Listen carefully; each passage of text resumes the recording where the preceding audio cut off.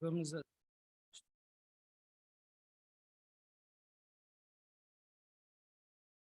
Boa noite a todos. Declaro aberta a 20ª sessão ordinária relativa ao 194º ano acadêmico. Academia envia sinceros votos de felicidade ao nosso querido vice-presidente acadêmico José Camargo, que aniversariou no último dia 6. Também declarar nossa alegria de ter aqui na bancada acadêmica, mais novo acadêmico empossado, na última sexta-feira, nosso querido Francisco Nicanor Araruna Macedo.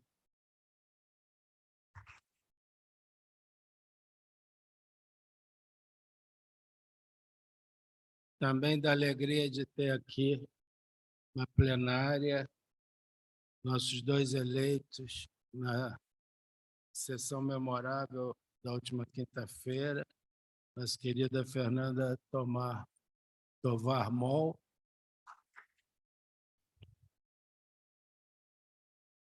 e nosso querido Alberto Schneider. Parabéns. Parabéns à academia e parabéns aos eleitos. Além, obviamente, que já esteve aqui conosco depois de eleito o nosso querido Flávio Kapczynski, que vai tomar posse na próxima sexta-feira. Obrigado, Flávio. A academia está em festa que temos elegido figuras do mais alto gabarito, tanto científico quanto para o nosso convívio.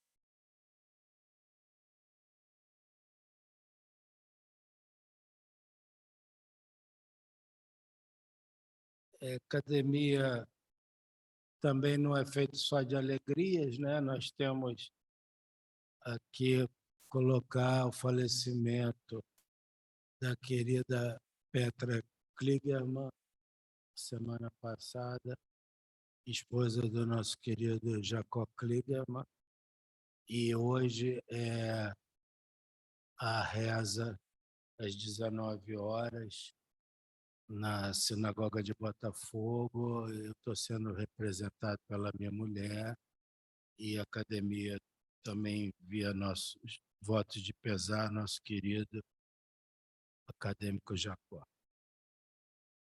Está em discussão para aprovação as atas da 6ª, 7ª, 8ª, 9ª e 11ª sessão ordinárias. O acadêmico Walterzinho já apontou aqui uma inconsistência de numeral que a gente já vai corrigir. Agradeço ao acadêmico Walterzinho na ata da 9ª sessão.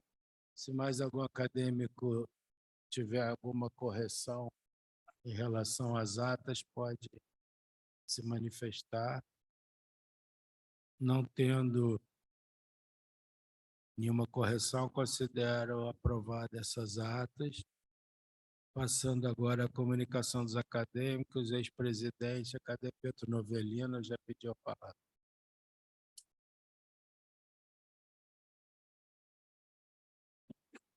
Excelentíssimo senhor presidente Francisco Sampaio, senhoras acadêmicas, senhores acadêmicos, cumprimento a acadêmica Eliette Busquelar, senhoras e senhores convidados.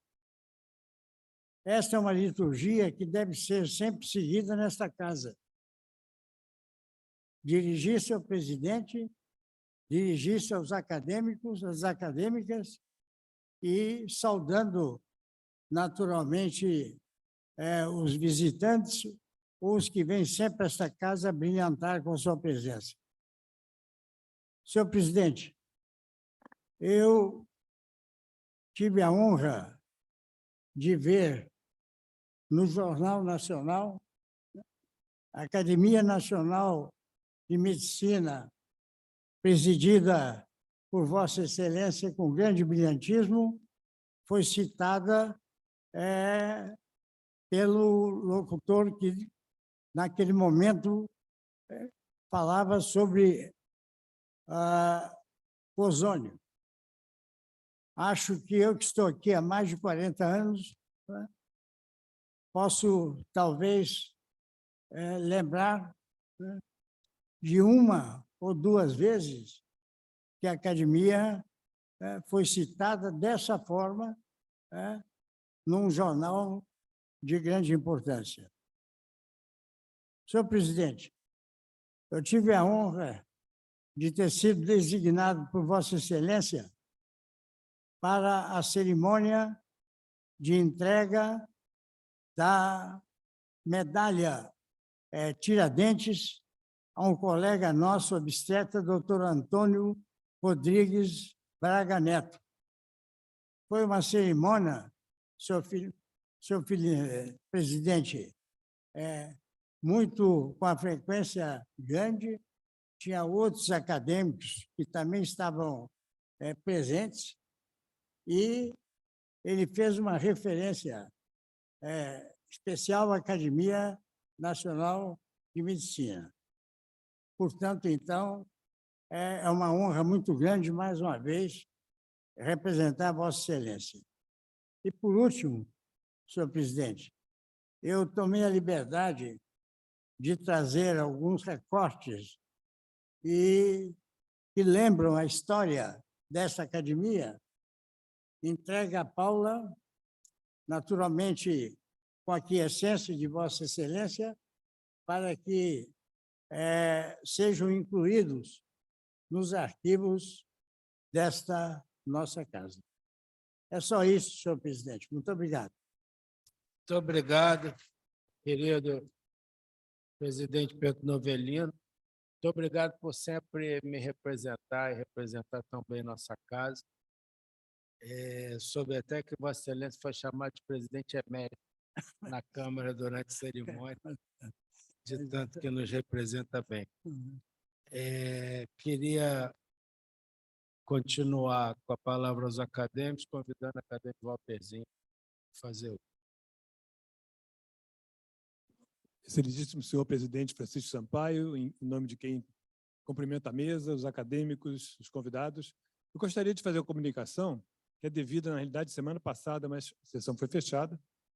E é o seguinte: o professor Paulo Saldiva, nosso confrade, fez a cerimônia de abertura intitulada Climate and Vulnerability, an Urban Perspective, na Gordon Conference, realizada no estado de Maine, Estados Unidos. Então, ele foi convidado para tal e assim o fez. Muito obrigado. Muito obrigado, acadêmico Walterzinho. Obrigado por nos lembrar isso. Como diz nosso querido Pedro Novelino, parabenizando Diolino Couto, quando um de nós se eleva, toda a nossa Academia Nacional de Medicina se eleva e é homenageada. Não havendo mais nenhum acadêmico querendo fazer uso da palavra presencialmente ou remotamente, convido nosso querido acadêmico Antônio Egídio Nardi a tomar assento aqui na mesa, como comentador do nosso simpósio. Agradeço mais uma vez, querida acadêmica Eliette Busquelar. Na realidade, é Busquelar porque tem um acento. Eu conheço a Eliette Busquelar simplesmente há 40... Não, mais. Eu conheço a Eliette Busquelar há 45 anos, e eu te provo depois que acabar a sessão. Há 45 anos. E sempre foi Busquelar. E, então, agradeço ter organizado esse excelente simpósio, que até o momento tem tido palestras do mais alto nível. Convido agora o doutor Luiz Kramer Aguiar para nos falar sobre o mecanismo de reganho ponderal, um grande desafio para o tratamento cirúrgico da obesidade.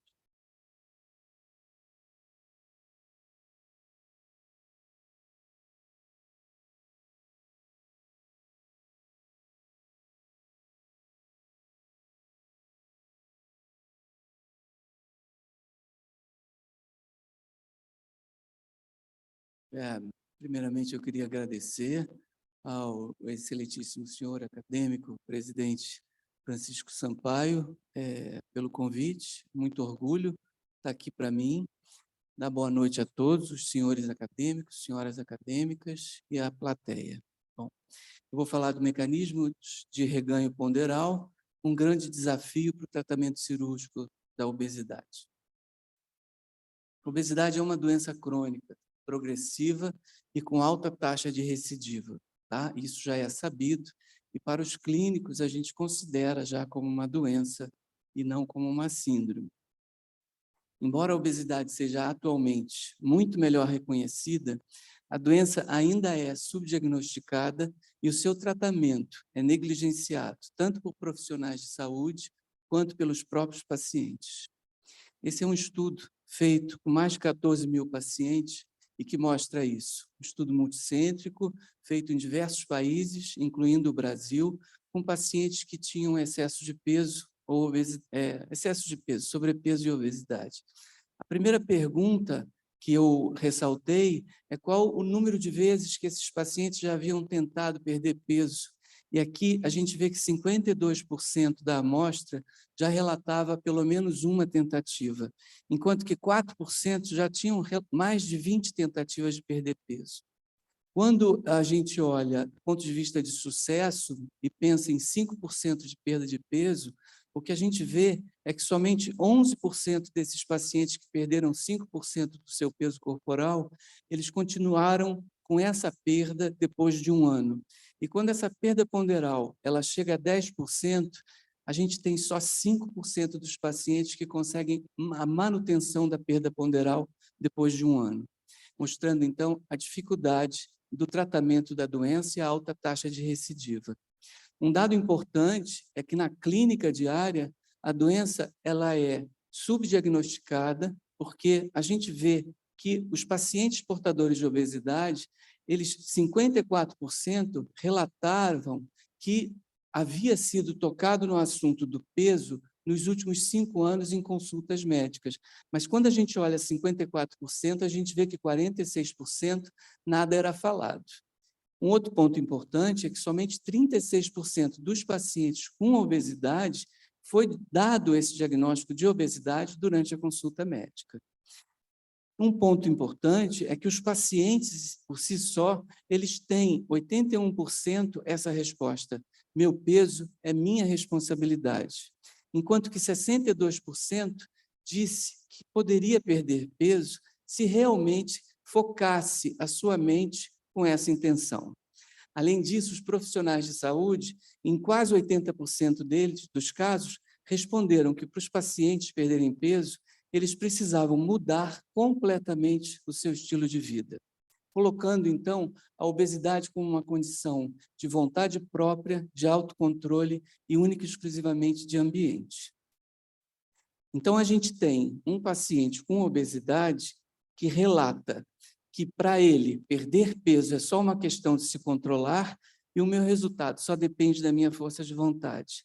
Reganhar peso é sinal de perda de controle e falta de motivação, e isso reflete o meu fracasso e a minha incapacidade de autocontrole.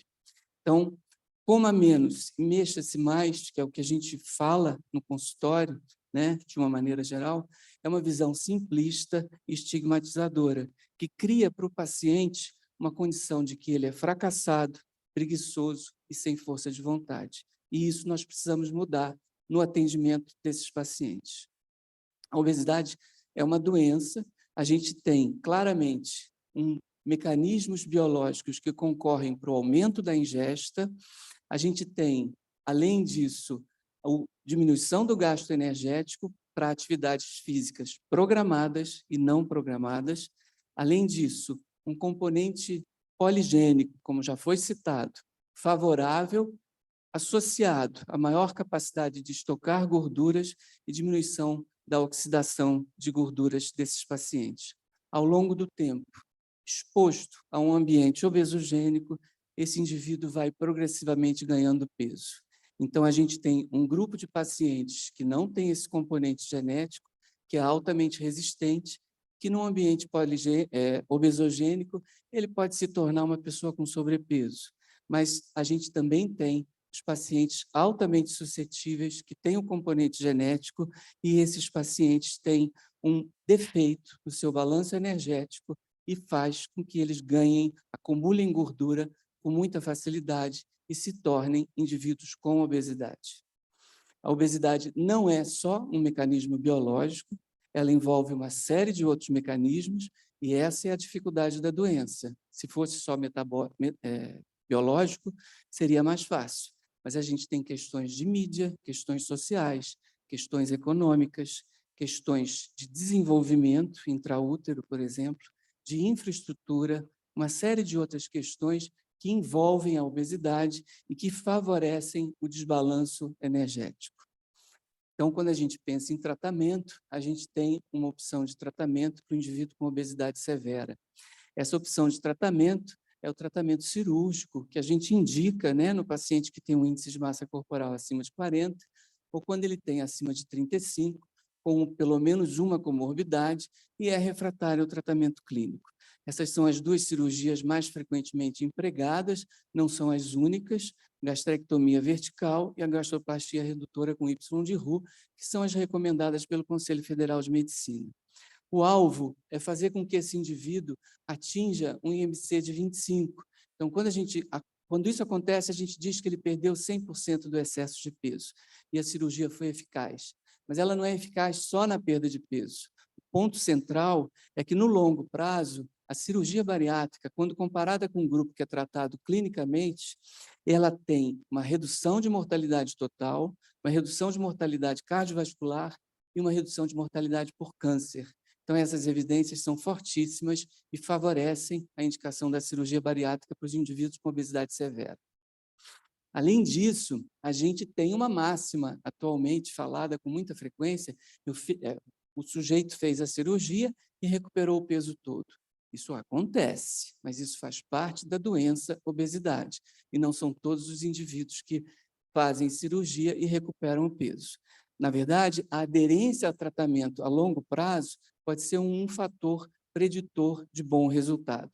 Esse é um estudo de acompanhamento de 6 anos que comparou indivíduos que não operaram com indivíduos que fizeram cirurgia e que mostrou que, ao longo de 6 anos, aqueles que chegavam no acompanhamento final de 6 anos, a gente tem uma amostra de 76%, uma perda ponderal do valor basal acima de 20%. Ou seja, eles mantiveram essa perda ponderal em torno de quase 80% da amostra. Tem um grupo que reganha? Tem. É esse grupo que a gente precisa estudar e entender os mecanismos preditores para poder tratar melhor esses indivíduos. Mas não são todos. Quando a gente pensa em bom respondedor, a gente sabe que uma resposta rápida nos primeiros 6 meses da cirurgia vai denotar um resultado de longo prazo superior. Então, nesse estudo de acompanhamento de 7 anos, quem já saiu com uma perda mais rápida nos primeiros 6 meses são os que terminam não, né, mas que estão com 7 anos pós-cirúrgico com resultado no peso melhor. Quem são esses preditores?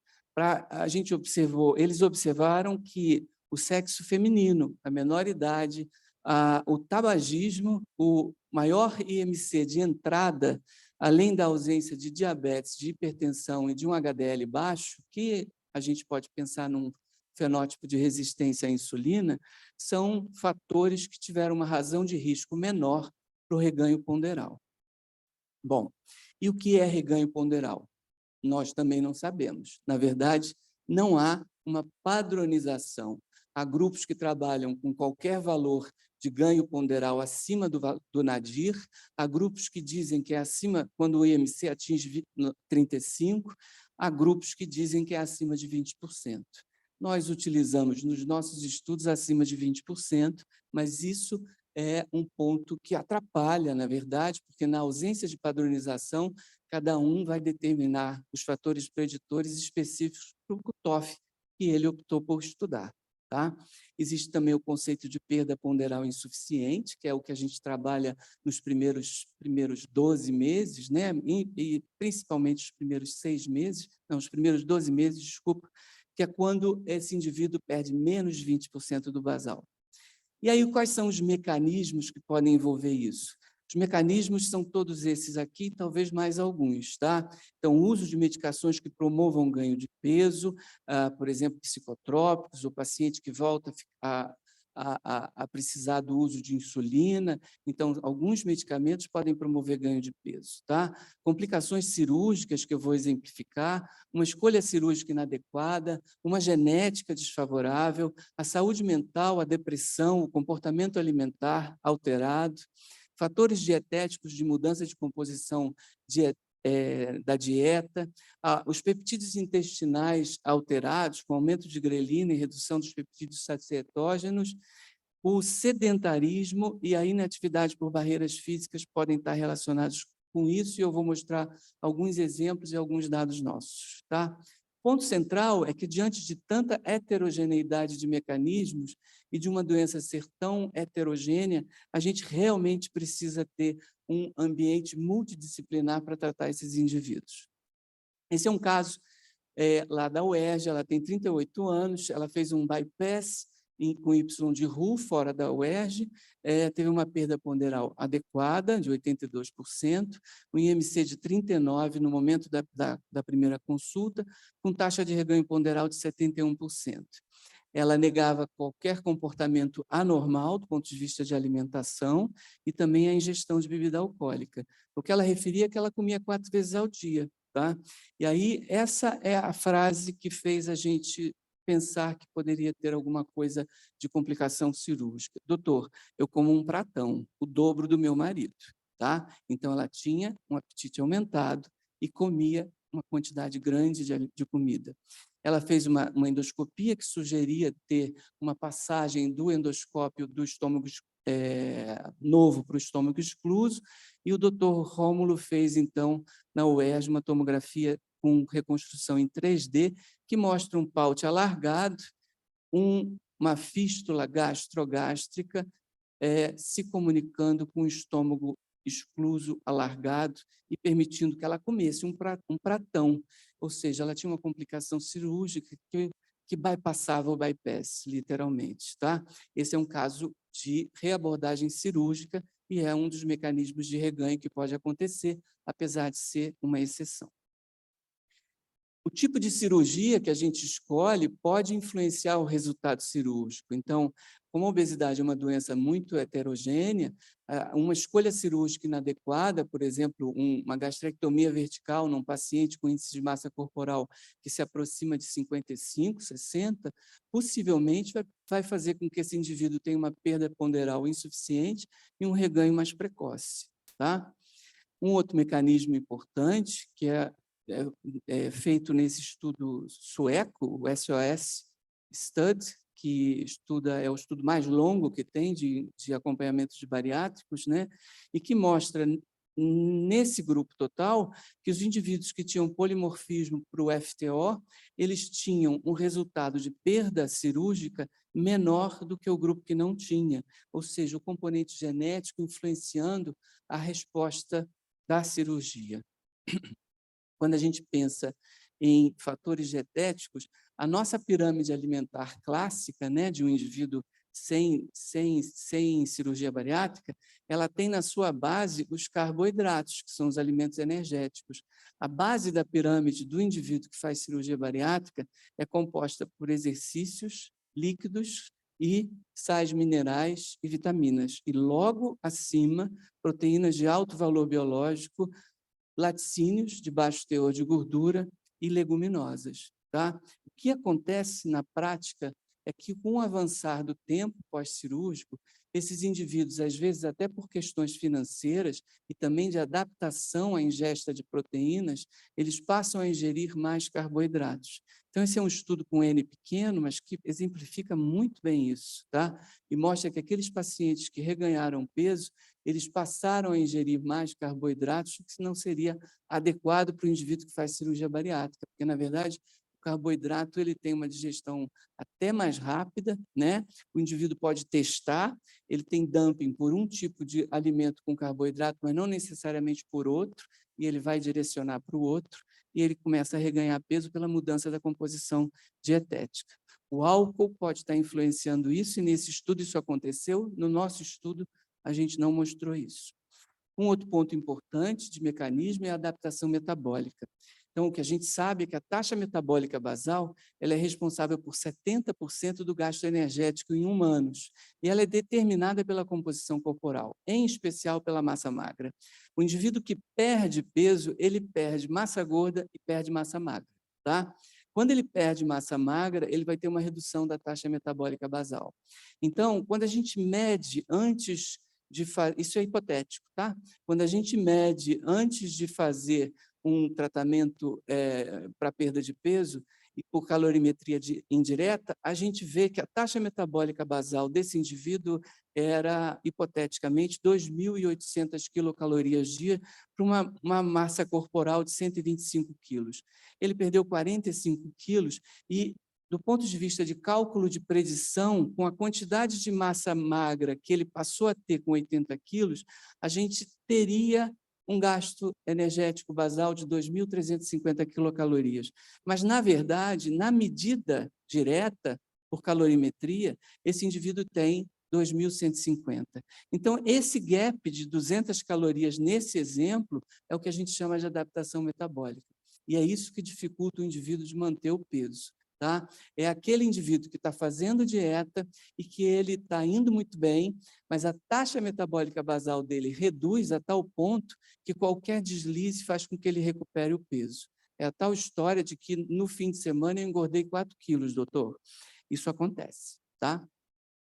Aqui a gente tem um exemplo científico disso, é o programa Big Loser, né, nos Estados Unidos, que mostrou que esses indivíduos tiveram em acompanhamento fechado, né, mas em acompanhamento comportamental, dietético e exercícios intensos, uma perda de 39% do seu peso corporal.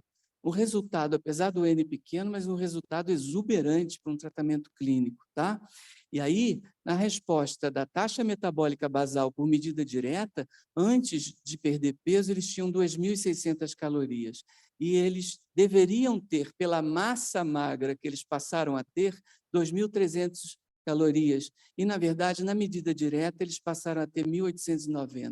Ou seja, o organismo lançou mão de uma adaptação metabólica para proteger esse corpo que está sofrendo um insulto, ou seja, que está perdendo o seu acúmulo de energia através de mecanismos que a gente tenta usar para fazer com que esse indivíduo perca peso, mas que o organismo entende como um insulto.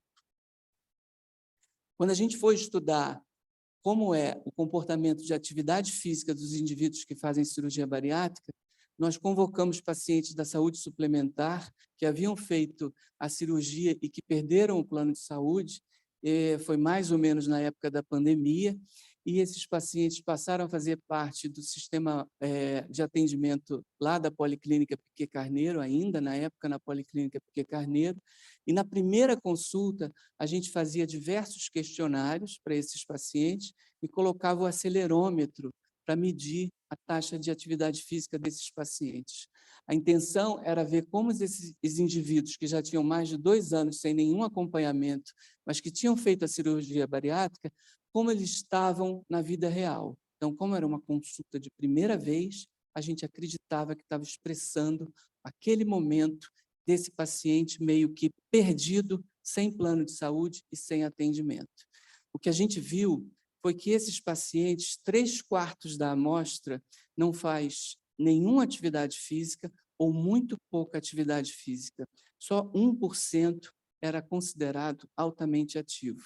E outro dado que a gente viu é que os pacientes que tinham menos de 5.000 passos por dia eram os mesmos pacientes que tinham uma perda ponderal menor no valor mínimo pós-operatório e também um reganho ponderal maior.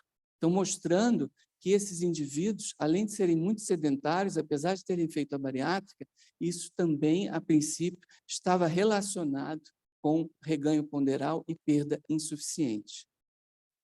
E quando a gente pensa em perda de peso, a gente sabe que perde massa gorda, e quando perde massa gorda, a leptina reduz. Se a leptina reduz, um dos mecanismos que ela faz é reduzir o gasto energético, tá? Mas um outro mecanismo muito importante é aumentar a fome desses indivíduos. Então, o indivíduo que perde peso, ele aumenta o seu apetite pela via da leptina, que é um hormônio sacietógeno, e os outros peptídeos. Orexígeno, a grelina, tende a subir e os sacietógenos tendem a cair. Então, é um indivíduo com mais fome, o indivíduo que perde peso.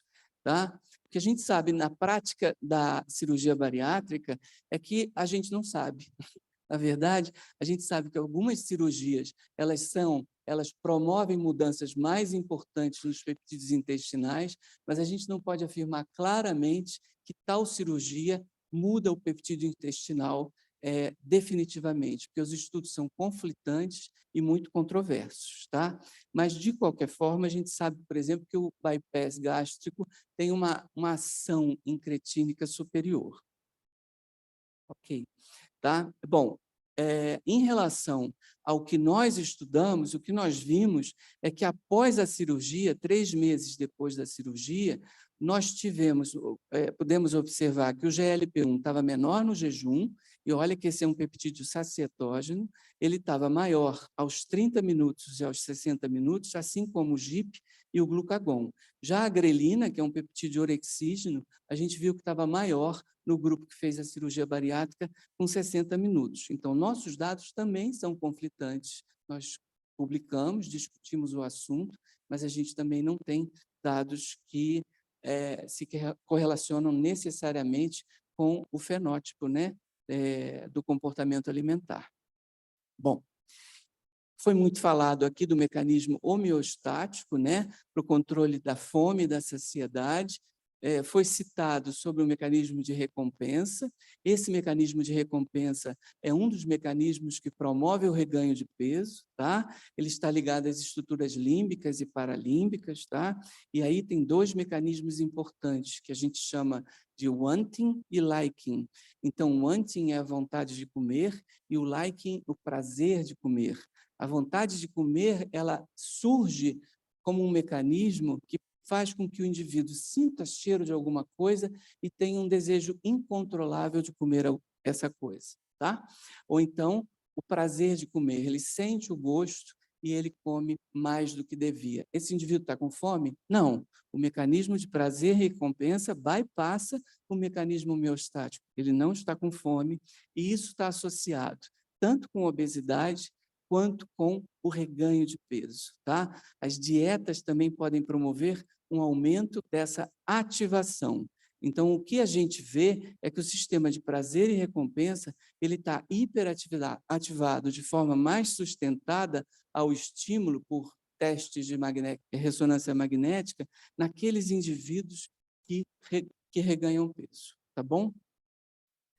Aqui nós estudamos também indivíduos com cirurgia bariátrica e testamos como eles se comportam do ponto de vista desse mecanismo de recompensa.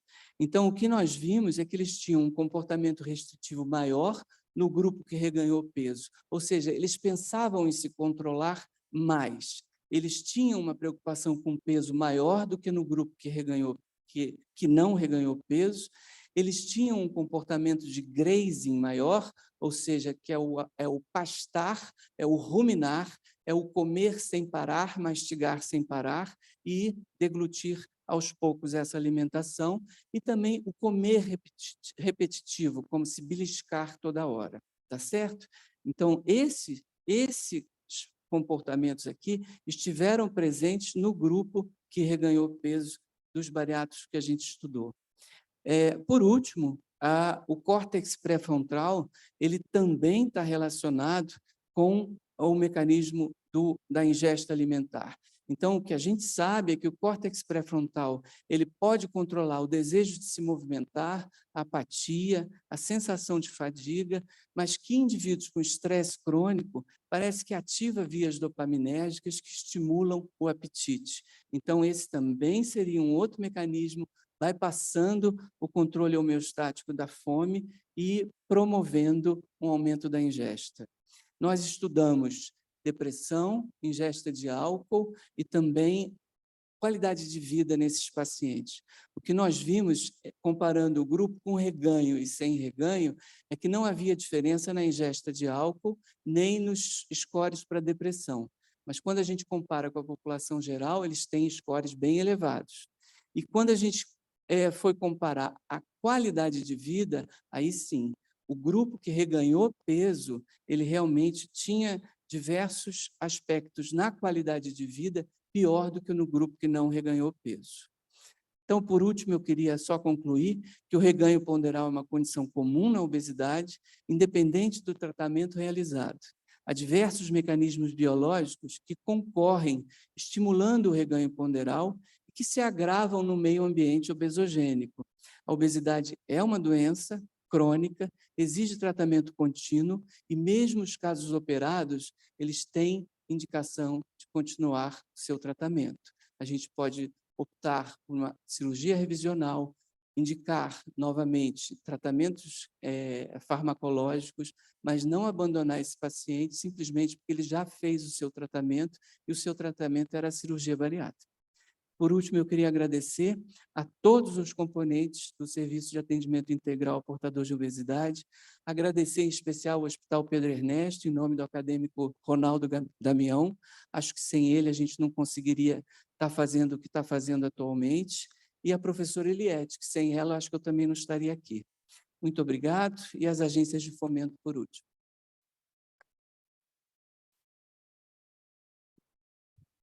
Obrigado, doutor Luiz Guilherme Kramer. Convido agora a professora Karine Grutter Lisboa Lopes dos Santos para nos falar de inflamação, reganho ponderal e disfunção endotelial em bariátrica.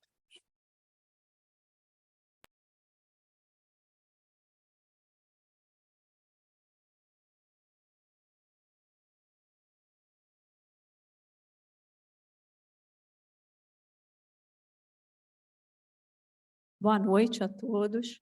Inicialmente, agradecer à Academia Nacional de Medicina, a figura do presidente, ilustríssimo presidente Francisco Sampaio, a professora Eliette Busquelar e ao professor Luiz Guilherme Kramer de Aguiar pelo convite.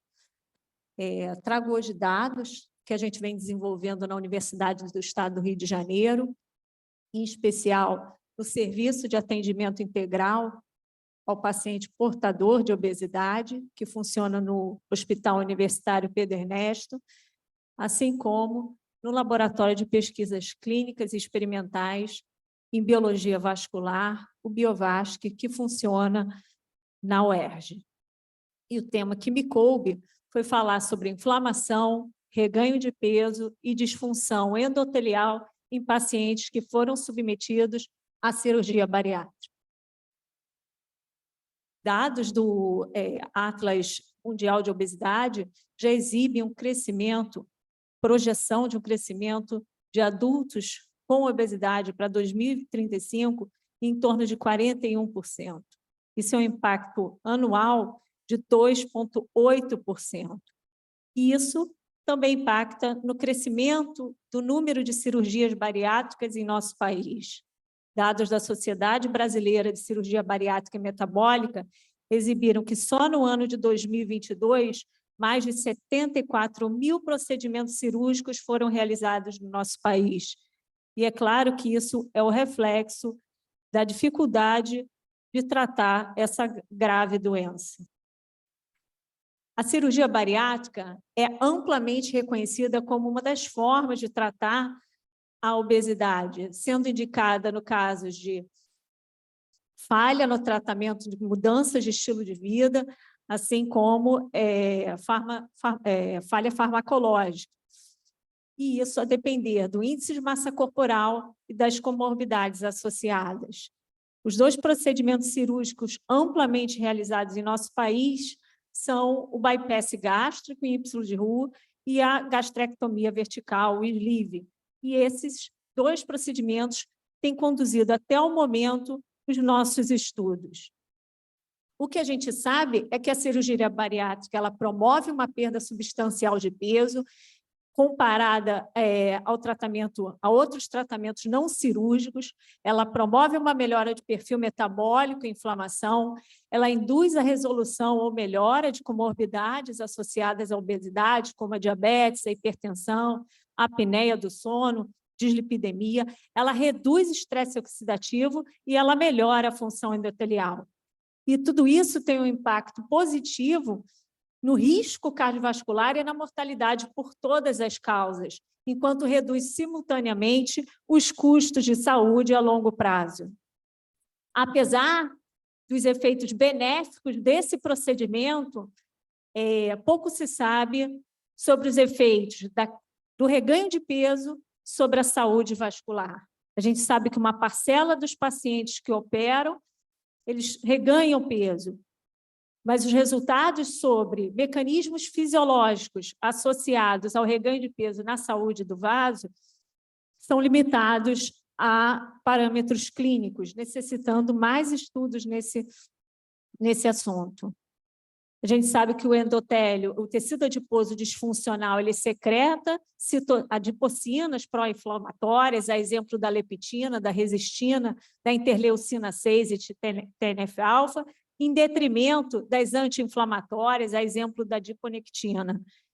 É sabido também que ocorre uma ativação do endotélio, formando um fenótipo pró-inflamatório, pró-coagulante, pró-proliferativo, aumentando a produção de espécies reativas de oxigênio, diminuindo a disponibilidade de óxido nítrico e aumentando a expressão de vasoconstrictores, a exemplo da endotelina 1.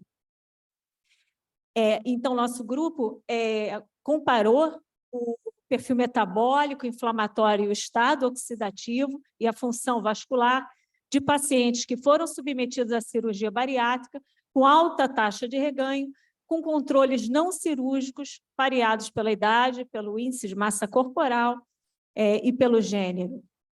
Esse estudo aconteceu na universidade, no Hospital Pedro Ernesto, no Laboratório Biovasc e no Centro de Pesquisas Clínicas Multiusuário. A gente incluiu no estudo indivíduos que realizaram a cirurgia bariátrica pelo bypass gástrico ímpsulo de Roux, via laparoscópica. Esses indivíduos apresentaram uma perda de peso de pelo menos 50% do seu peso corporal inicial, e eles tinham recuperado pelo menos 40% do peso obtido após o NADIR. E aí a gente excluiu outros procedimentos, cirurgias revisionais, níveis de atividade física, entre outros critérios que pudessem interferir nos nossos resultados.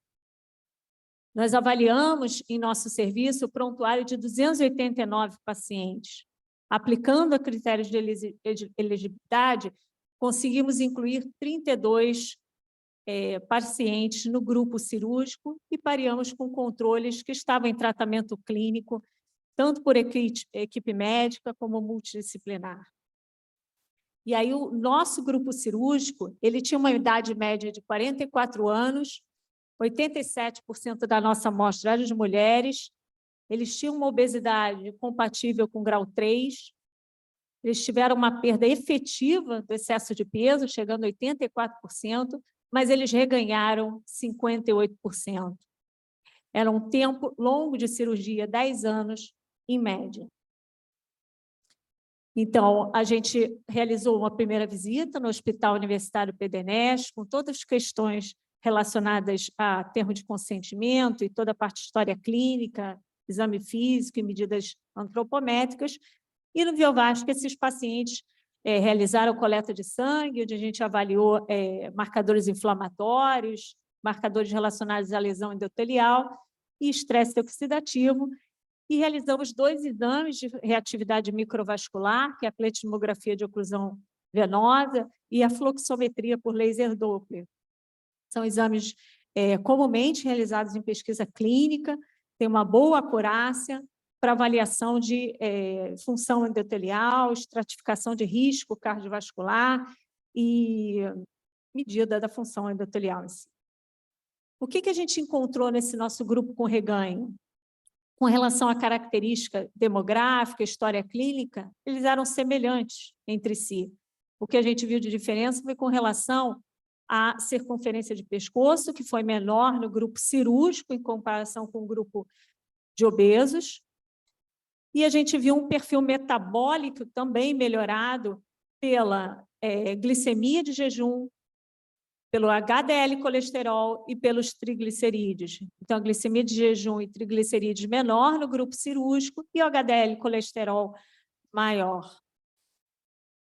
Com relação a parâmetros relacionados à hemodinâmica e dados de vasodilatação, endotélio dependente e independente, notamos que os grupos eram semelhantes entre si.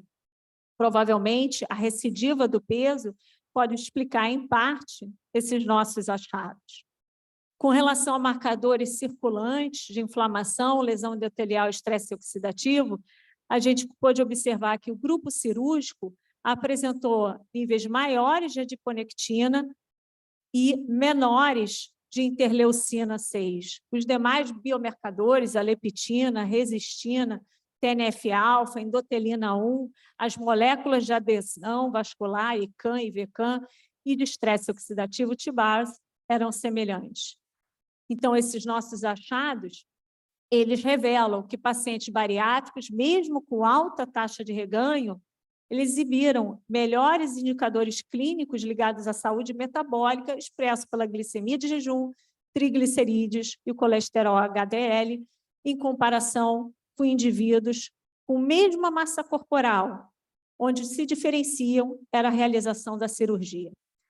Nenhuma diferença entre os grupos foi observada com relação a parâmetros hemodinâmicos, função endotelial e microvascular, nem com relação a biomarcadores de inflamação, leptina, resistina, TNF-alfa, nem de lesão endotelial e nem de estresse oxidativo. O estado inflamatório relacionado à obesidade ele foi parcialmente reduzido no grupo cirúrgico comparado aos controles, refletido por significantes níveis menores de interleucina 6 e maiores de adiponectina. Nós também realizamos um outro estudo só comparando o parâmetro perfil metabólico e inflamatório de pacientes com reganho de peso, com alta taxa de reganho, com longo tempo de cirurgia, com controles não cirúrgicos. E a gente observou que o grupo cirúrgico, mesmo com mesmo índice de massa corporal, mesma idade, entre outras características clínicas, apresentavam menores perímetros relacionados a pescoço e circunferência de cintura. Lembrando que eram pacientes que tiveram uma perda expressiva de peso, em torno de 85%, mas reganharam 56% do peso que haviam perdido. Eram pacientes também de um tempo médio de cirurgia de 10 anos. Com relação ao perfil metabólico, a gente também observou no grupo cirúrgico melhores indicadores de saúde metabólica associados à glicemia de jejum, hemoglobina glicada, HDL colesterol e triglicerídeos, que foram melhores no grupo cirúrgico. Com relação a parâmetros inflamatórios, a interleucina 6, ela foi menor também no grupo bariátrico. Então, o que a gente pode concluir? O reganho de peso, ele ocorre em uma parcela dos pacientes que realizam a cirurgia bariátrica, mas uma perda expressiva de peso, mesmo em pacientes com alto reganho, parece manter um perfil metabólico melhorado. Provavelmente, o estado inflamatório, particularmente decréscimos dos níveis circulantes de IL-6, parecem estar por trás desses achados. E futuros estudos devem ser conduzidos para a gente tentar entender melhor possível proteção metabólica a longo prazo nesses indivíduos com obesidade submetidos ao tratamento cirúrgico. Essa é toda a equipe do serviço, liderada pelo professor Luiz Guilherme, que nos ajuda constantemente, desde alunos de iniciação científica, mestrado, doutorado e todo o corpo clínico do serviço. Não deixar de agradecer às agências de fomento. Muito obrigada. Muito obrigado, professora Karine Lopes dos Santos. Convido agora nosso professor Paulo Falcão Leal para nos falar de cirurgias revisionais para reganho ponderal após a bariátrica.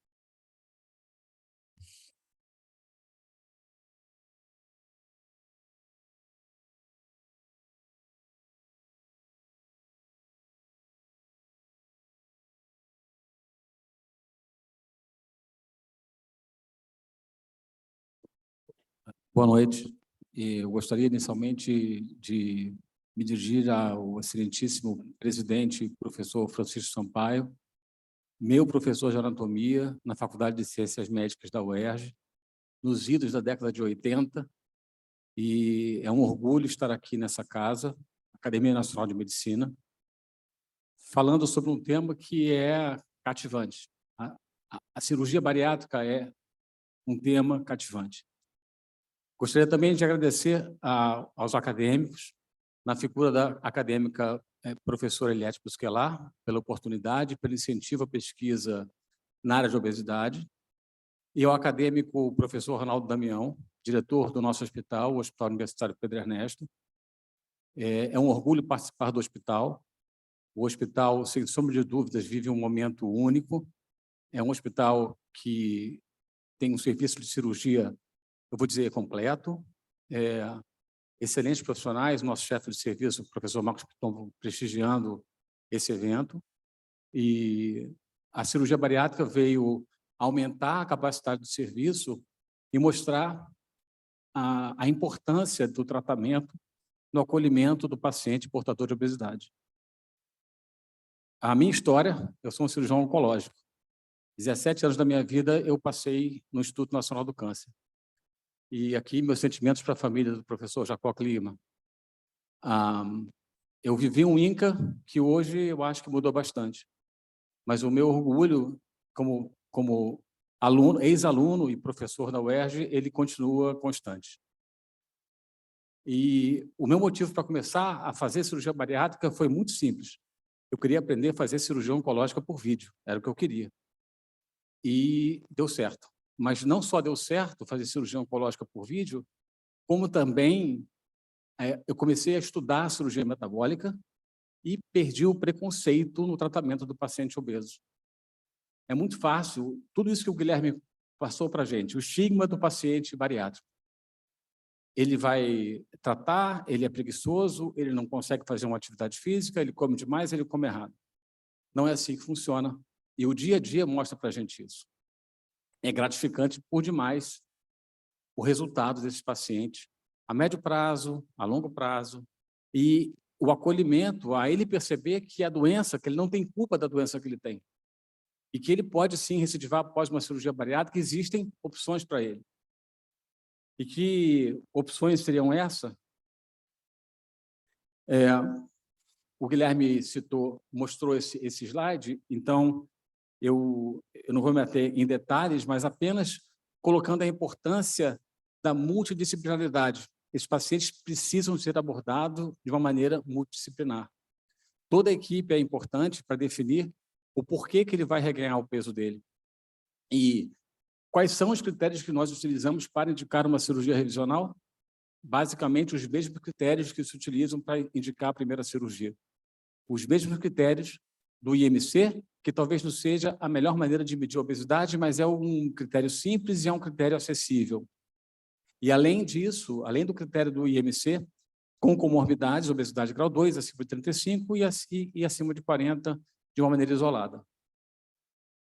Então, o paciente que apresenta esse tipo de recidiva, ele é passível de um novo tratamento cirúrgico. Em termos de uma cirurgia, o que a gente define como cirurgia revisional, a gente pode redividir em 3 tipos de operação. O primeiro, a cirurgia de revisão daquela técnica. Cirurgia revisional de um bypass. De novo, o professor Guilherme mostrou um caso que talvez seja um caso emblemático. Opa, desculpa, eu errei aqui. Deixa eu voltar. Aqui. A fístula gastrogástrica é uma complicação técnica que todos procuram no bypass quando reganha peso. Porém, se o paciente teve uma boa perda de peso inicial, se ele atingiu um nadir de perda de peso adequado, se ele atingiu uma meta de perda de peso, é pouco provável que isso aconteça a longo prazo. E, de fato, a maior parte dos pacientes obesos não apresentam fístula gastrogástrica. Mas é fácil de corrigir e é fácil de entender que uma cirurgia tem indicação. De qualquer forma, fora da questão da complicação técnica, existem outras situações. Eu vou rever um bypass porque o paciente tem uma fístula gastrogástrica, cirurgia revisional. A outra situação é uma cirurgia de conversão. Eu vou converter uma técnica em alguma outra técnica. E a terceira tipo de cirurgia de revisão é cirurgia de reversão à anatomia normal. Isso também pode acontecer em algumas situações, por exemplo, síndromes desabsortivas graves. Um paciente faz um bypass, que é uma cirurgia que não deve desabsorver. E nós aí temos um outro conceito importantíssimo da cirurgia metabólica, que é uma cirurgia que age no órgão normal. Nós vamos operar no estômago normal. Isso é uma crítica, querendo atingir um efeito em um outro órgão ou sistema. De novo, o mecanismo do reganho de peso, da compensação. O Guilherme também mostrou esse slide, facilita muito o trabalho do cirurgião. Isso é uma outra vantagem de trabalhar numa equipe multidisciplinar. Os clínicos conseguem entender, da mesma maneira que o cirurgião especialista em obesidade, uma área de atuação que é reconhecida hoje pelo Conselho Federal de Medicina, e o entendimento é igual. O entendimento que existem determinadas situações, determinados pacientes que vão se beneficiar de tratamentos específicos e tratamentos cirúrgicos. De novo, eu vou convidar os senhores agora a tentar pensar de uma outra maneira. E isso é muito importante para os acadêmicos, para as pessoas mais jovens, que trabalham no dia a dia de um hospital de grande porte, qualquer que seja ele. Eu vou dizer que é quase impossível que uma pessoa não atenda um paciente pós-bariátrico na emergência. Não tem como. A quantidade de cirurgias que são feitas é muito grande. Então, o paciente vai ter dor abdominal. Em algum momento vai ter uma dor abdominal e a gente tem que conhecer a anatomia nova desse paciente. Eu não quero mudar o conceito de normalidade anatômica, mas eu quero convidar vocês a começar a pensar de uma outra maneira. Se existe um paciente com anatomia normal, esse paciente é obeso e ele fez um procedimento bariátrico, é fundamental que a gente entenda qual foi o procedimento que ele fez. A partir daí, a gente vai tirar uma série de conclusões. O paciente fez uma gastrectomia vertical, e a gastrectomia vertical, que é tida como uma cirurgia, entre aspas, menos agressiva, é uma cirurgia irreversível. Você não consegue mais o retorno à anatomia original. E por quê? Porque você ressecou uma parte do estômago. É uma cirurgia excelente. É uma cirurgia onde a anatomia da pessoa operada mais parece com a pessoa não operada, mas é irreversível. E ela causa refluxo. Eu sou um cirurgião oncológico, eu tenho medo de câncer. Eu tenho medo de fazer uma cirurgia numa pessoa muito jovem e que no futuro possa desenvolver um câncer. Portanto, eu não quero ter refluxo. Por mais teórico que isso possa parecer, é muito ruim a impressão que a gente pode causar uma operação ou causar uma outra doença numa pessoa, o que a gente não quer. O que a gente quer é livrar a pessoa de uma doença muito séria, muito grave e muito estigmatizada, chamada obesidade. A outra cirurgia, que é o padrão ouro no Brasil, o bypass gástrico. É uma cirurgia mais do que estudada, particularmente é a cirurgia que nós mais fazemos no serviço da UERJ. E por quê? Porque é uma cirurgia efetiva, é uma cirurgia que é reversível, é uma cirurgia que a gente já conhece os prós e os contras, é uma cirurgia que, eventualmente, a pessoa não vai precisar mais voltar para o centro cirúrgico se tiver, por exemplo, o refluxo ou se tiver o reganho de peso. Embora o que a gente está falando aqui é que a pessoa que fez um bypass pode voltar a ganhar peso e, eventualmente, ela possa voltar e ter indicação de um novo tratamento cirúrgico. E que tratamento seria esse? Até pouco tempo atrás, e isso é uma resolução da Sociedade Brasileira de Cirurgia Bariátrica e Metabólica, muito recente, acho que desse ano, 2023, julho agora, a sociedade reconhece novas cirurgias. Isso é um ponto de discussão, porque, durante muitos anos, o Conselho Federal de Medicina reconhecia a gastrectomia vertical e o bypass gástrico como, entre aspas, as únicas cirurgias autorizadas para serem feitas no Brasil.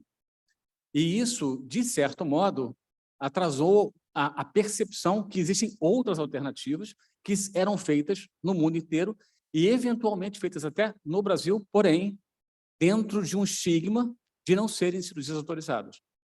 A partir de 2023, 2022, já a sociedade começa a definir novos caminhos e aceitar novos caminhos. Variações do bypass, variações do sleeve, misturas de bypass com sleeve e mudando o conceito inicial da cirurgia bariátrica. Essa mudança já vem de algum tempo, mas se a gente parar e pensar, quando a cirurgia foi idealizada, o que a gente procurava eram duas coisas: restrição desabsorção. O que a gente procura hoje é a mudança do eixo cérebro-intestinal. Não existe mais falar em restrição, muito embora nas pessoas que reganham peso, existem alguns parâmetros importantes em termos de, por exemplo, dilatação do novo estômago, o que a gente chama de paute gástrico, ou ainda o tamanho da anastomose. Não há restrição da anastomose, a pessoa bate um pratão mesmo sem fístula gastrogástrica, mas o conceito mudou. E isso é importante no que a gente vai propor como uma alternativa para recuperar um paciente que fez um bypass gástrico. Falar de cirurgia bariátrica fora desses termos parece uma sopa de letrinha. É muita letra e pouco entendimento, mas basicamente o que a gente vai falar é sobre isso. Esse OAGB, One Anastomosis Gastric Bypass. Isso é uma cirurgia que é uma derivação do bypass gástrico simples, só que, ao invés de fazer um Y de Roux, a gente faz um B2, só um B2. Biorut 2, uma gastro-jejuno-anastomose. Mas o que muda nessa cirurgia não é só ter uma anastomose. Se tem uma anastomose, aumenta o refluxo biliar para o paute gástrico, que é mais longo. E o tamanho da alça biliopancreática ele também aumenta. No bypass, ele vai variar em torno de 100 centímetros atualmente, no passado era menos do que isso. E no OAGB, 2,5 metros. Vamos tentar entender que a gente tem 2 parâmetros para contar essas alças intestinais. Ou a gente vai começar do ângulo de Treitz, no caso do OAGB, por exemplo, ou a gente vai começar pela válvula ileocecal, como, por exemplo, o duodenal switch. Lembrar que o duodenal switch era o começo da gastrectomia vertical. O duodenal switch é uma técnica proposta para pacientes superobesos, para pacientes onde se esperava uma maior perda de peso. Então, uma desabsorção maior. Alças comuns, alça comum na junção, aqui não, na junção da alça biliopancreática com a alça alimentar, ou alça de Roux, quanto mais curta, nesse caso do duodenal switch, quando foi proposto de 50 a 100 centímetros. Isso significa desabsorção quase que certa. E o efeito da desabsorção, que pode acontecer mesmo no bypass, com uma alça normal, tem que ser evitado a qualquer custo, porque a consequência realmente é muito séria. Um outro tipo de alternativa para o sleeve, a pessoa fez um sleeve e ela volta a ganhar peso, fazer um SAD, que é uma anastomose do duodeno, a secção é abaixo do piloro para evitar o refluxo gástrico, mas também com uma distância de 250 a 300 centímetros da válvula ileocecal. O SADS, a contagem é pela válvula ileocecal. O entendimento é que o ilho terminal é a região do intestino delgado onde se apresenta a maior concentração de células L e a produção dos hormônios incretínicos saciatórios. Portanto, quanto mais rápido a gente estimular o ilho terminal, maior o efeito anorexígeno da cirurgia. A grande questão é que, para a gente fazer isso, a gente encurta o intestino, a gente joga a comida no ilho muito rápido, portanto, desabsorção. Mesmo essas técnicas de SADs, a desabsorção pode acontecer num número maior ou menor. Qual é a alternativa para isso? Ao invés de descer a comida para o ilho, subir o ilho para a comida. Interposição ileal. As interposições ileais, elas são propostas para o controle do diabetes e para a perda de peso. Exemplo prático, cirurgia do Faustão é a interposição sem derivação no duodeno. A cirurgia do Romário é a cirurgia que é feita com a exclusão duodenal. É uma cirurgia para o diabetes. O Romário era magro, o Romário era diabético, insulino dependente, faz uma cirurgia para tratar o diabetes. Esse trabalho, ele mostra que todas as alternativas para o tratamento do reganho de peso após a gastrectomia vertical são efetivas. Nós temos aqui, independente da técnica, o resultado em 12 meses, em 1 ano, praticamente é o mesmo, e posteriormente você tem alguma diferença, sendo que o OAGB, o cinzinha, é o que tem o melhor resultado nessa série. De qualquer forma, o controle pós-sleeve é interessante. O que nós entendemos do sleeve é que, além da perda de peso, a gente precisa ficar preocupado com o refluxo gastroesofágico. E, nesse aspecto do refluxo gastroesofágico, a gente vai propor que você possa fazer uma reversão do sleeve, da gastroctomia vertical, para o bypass Y de Roux. Para a revisão do Y de Roux, de novo, vamos lembrar que até pouco tempo atrás nós não tínhamos muita alternativa de reversão, porque as cirurgias no Brasil não eram autorizadas ou não eram certificadas.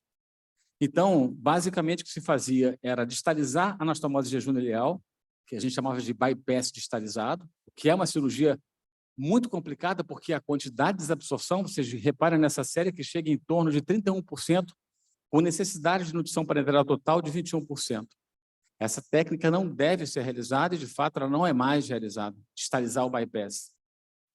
E a outra situação é a revisão da bolsa gástrica, que, basicamente, se você tem um componente restritivo, você refaz a bolsa gástrica, diminui a bolsa gástrica, refaz a anastomose gastrojejunal.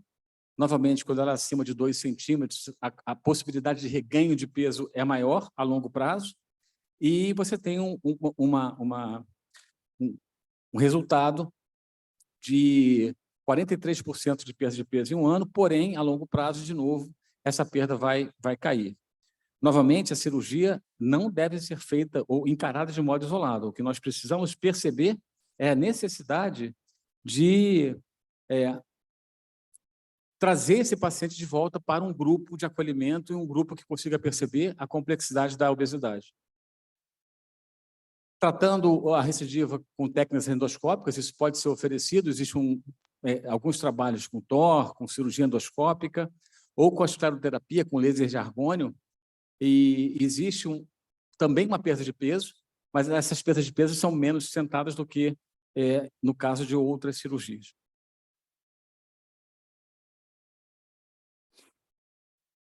E qual é a nossa ideia? A nossa ideia é entender que o paciente obeso é um paciente cronicamente doente e que nós precisamos tratá-lo. Isso é uma série, números nossos, de 40 pacientes, essa série já aumentou um pouquinho, de pacientes que fizeram gastrectomia vertical e foram convertidos para um bypass Y de Roux. Por quê? Porque grande parte deles tinham refluxo, além da obesidade, e uma excelente técnica para tratar o refluxo é o bypass Y de Roux. É interessante, nesse caso, que o IMC desse grupo no pré-operatório, antes da primeira cirurgia, 42 de IMC na média, e no pós-operatório, com 12 meses, 27,5 de IMC, ele teve um bom retorno, uma boa perda de peso. Mas, na ocasião da cirurgia revisional, o IMC dele já tinha aumentado na média para 33,7 e 45% com sintomas de refluxo. E é interessante também que esses pacientes, a comorbidade que eles apresentavam no pré-operatório do sleeve, 82,5%, após a cirurgia do sleeve, 67,5%, e, finalmente, após o bypass, que também é uma cirurgia, como o Guilherme falou, que mais incretínica do que o sleeve, a comorbidade também melhora. Eu ia passar um vídeo, mas pelo ditado da hora eu não vou passar. E aqui, falando um pouquinho sobre os nossos números da revisão do bypass para o bypass. O que nós fazemos aqui não é distalizar. O que nós fazemos aqui é aumentar a alça biliopancreática para 150 centímetros. E nesse grupo nós encontramos pacientes que tinham 50 centímetros de alça de Y de Roux até 100 centímetros, de 50 até 100. De acordo com a época que ele foi operado, esses números vão mudando. E são poucos pacientes, são 19 pacientes de pré-operatório com IMC inicial de 47,8. Esse IMC com 12 meses da primeira cirurgia em torno de 30, 29,1. IMC antes da cirurgia revisional 42,3 e 12 meses após a cirurgia revisional 30,6 de IMC, com resolução das comorbidades, 78,9 inicialmente, caindo para 67,5 e após 12 meses da revisional apenas 3,6%. Outro vídeo que depois vai faltar. E, finalmente, qual é a nossa proposta? Nossa proposta, na UERJ, é um trabalho randomizado prospectivo, onde nós vamos avaliar pacientes que fizeram bypass gástrico Y de Roux com recidiva de obesidade. Esses pacientes, esse trabalho já foi aprovado pelo Comitê de Ética e está registrado no Clinical Trials e está para começar. E o que nós vamos fazer é uma interposição ileal no pálpito do estômago. O que a gente quer medir com isso são a resposta dos hormônios incretínicos e comparar esse grupo com um grupo que vai fazer o que a gente chama da revisão do bypass padrão, que é a técnica de bypass para o bypass com 150 centímetros de alça biliopancreática.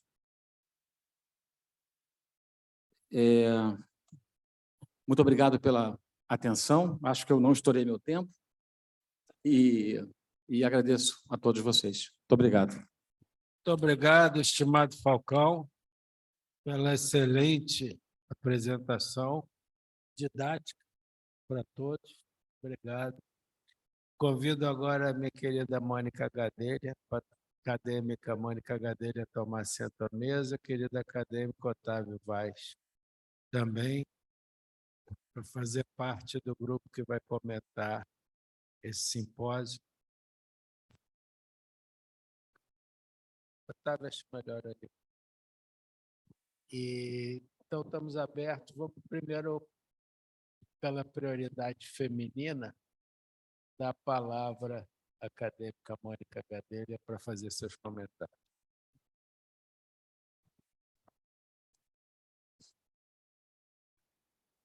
Boa noite, presidente Francisco Sampaio, professor Novelino, demais acadêmicos, acadêmica Eliette Busquelar, senhores e senhoras presentes. Infelizmente, eu só pude chegar às 6 horas, mas o que eu assisti, eu gostei muito, adorei as palestras, e eu tenho alguns comentários. O primeiro comentário que eu tenho, que eu, na verdade, gostaria de ouvir tanto o Guilherme quanto o acadêmico Nardi, é o seguinte: eu acho que quando a gente está diante de um paciente com obesidade, o que é difícil é saber, porque o Guilherme falou muito bem, né? O paciente obeso ele tem aumento de ingesta, diminuição de gasto energético. Mas a gente sabe que tem pacientes que são compulsivos, que são ansiosos, e que a origem não é essa, a origem é mais da parte emocional. Então, como que a gente consegue reconhecer isso claramente? Porque o tratamento e a abordagem mudam muito, se o problema é muito mais comportamental do que metabólico. Fora que eu posso estar diante de um paciente com um Cushing leve, que é sempre uma preocupação enorme, porque o Cushing florido, a maioria das pessoas faz o diagnóstico até na rua. Mas o Cushing leve, ele é dificílimo de fazer o diagnóstico. Ele pode ser um paciente que parece obeso, sem uma causa secundária, pode parecer uma paciente com ovário policístico, com uma simples síndrome metabólica, e pode ser uma síndrome de Cushing leve. Então, eu queria que vocês comentassem como que é o primeiro approach do paciente obeso, porque a gente está chamando de obesidade um grupo muito heterogêneo de pacientes, né? Então, esse é o meu primeiro comentário. O meu segundo comentário é muito sobre o que existe hoje na endocrinologia, infelizmente, de endócrinos tratando obesidade e não obesos. Então, isso é uma lástima, porque está cheio de endocrinologista que se dedica a usar drogas de obesidade para pessoas que não são obesas. E isso é muito grave. Então, tanto que a gente, no meio da endócrino, a gente fala muito, né? O pessoal que faz obesidade de forma séria. E aqui a gente tem representado a Eliette e o Guilherme, o grupo deles todo. E as pessoas que não são muito éticas. Então, isso é um problema enorme que eu acho que o pessoal todo da obesidade enfrenta, porque isso piora todo o conceito de tratamento, de drogas, de tudo, porque ficam essas clínicas de obesidade para não obeso. Eu tenho outros comentários, mas eu queria ouvir esses dois pontos que eu coloquei.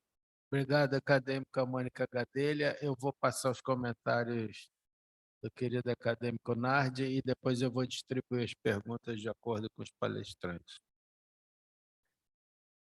Boa noite, excelentíssimo presidente Francisco Sampaio.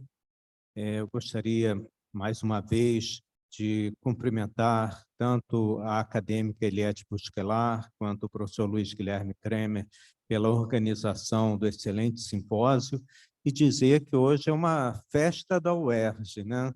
A UERJ está dando um show aqui, não só com a acadêmica Eliette, mas com o acadêmico Ronaldo Damião, que foi muito bem e justamente reconhecido na sua gestão junto ao Hospital Pedro Ernesto, que vem fazendo com que a UERJ hoje tenha o melhor hospital universitário do Rio de Janeiro.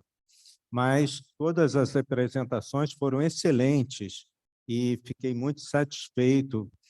Vou primeiro responder à acadêmica Mônica Gadelha. Você não estava na parte da tarde, e na parte da tarde tivemos também apresentações excelentes, e eu fiz uma pequena intervenção falando que a obesidade é uma doença cerebral, não é uma doença de outro órgão que não seja o cérebro. Ela irá afetar outros órgãos, irá afetar o corpo inteiro, mas, sem dúvida, é uma doença cerebral. Inclusive, a aula do professor Luiz Guilherme Kremer foi uma aula de psiquiatria, só mudando ali um pouquinho a visão, mas as tentativas de perder peso, né? Pessoas que tentam mais de 20 vezes, assim como dependentes de álcool, dependentes de jogo, dependentes de compras, pessoas que têm dependência de drogas, a dependência de comida é absolutamente igual à dependência de qualquer droga. E, como eu falei, comidas com alto teor de açúcar, sal, ou industrializadas, elas são feitas para criar dependência, assim como o álcool e outras. A dificuldade das pessoas em ficarem longe da droga, né, longe dessas comidas, o desejo por doce, que no intervalo vários acadêmicos vieram me dizer que tem desejo por doce, que não pode ver um doce, que realmente se sentem como quase um dependente em relação ao doce. Então, a questão é realmente mudar o cérebro, mudar a cabeça. E, assim como no alcoolismo, o que funciona são os alcoólatras anônimos, na dificuldade que é tratar o alcoolismo, eu acho que os vigilantes do peso também têm uma certa visão, assim, que a pessoa tem que se tratar pela vida toda, entender que tem esse tipo de dependência e fazer uma reeducação alimentar, independente de fazer cirurgias ou outros tratamentos concomitantes. E, claro, que existe a influência da mídia, a influência psicológica, né, de ter um prazer. O centro do prazer cerebral é, sem dúvida, o responsável pelo casos de obesidade que vão se desenvolvendo ao longo do tempo. Eu vejo a cirurgia, que foi apresentada aqui pelo Dr. Luiz Guilherme, como uma das opções no tratamento, mas uma das, realmente, para diminuir o número de recaídas, nós temos que manter o tratamento, como o senhor falou, e terapia cognitivo-comportamental, que é um tipo de terapia que é utilizado, por exemplo, no Instituto de Psiquiatria, junto com o IED, que tem um grupo denominado GOTA, que é Grupo de Obesidade e Transtornos Alimentares, coordenado pelo professor José Carlos Apolinário, e que faz tanto uma avaliação pré-cirúrgica, psiquiátrica, psicopatológica, como uma avaliação e um acompanhamento psicológico, psiquiátrico, após a cirurgia. Porque a mente do obeso é diferente da mente do não obeso. Os critérios de inclusão da cirurgia, eu me lembro de um caso de um paciente que tinha um MC alto, e quando foi fazer a avaliação com o cirurgião, com a equipe, falaram que era alto, mas não era alto o suficiente para uma cirurgia bariátrica.